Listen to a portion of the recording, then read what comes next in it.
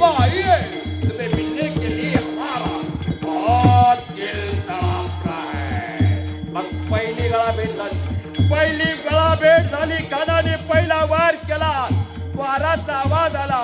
आता राजाने विचार केला, देशासाठी तैसे व्हावे हे बरावे कळले. ते राजाला कळालं वाघा नका नाही बाजूला ठेवले. राजांची तलवार या कमरेमध्ये खोवली होती. तलवार काढली आणि खानाच्या हृदयावर मारली आणि घाट शिरकला. हे अल्लाह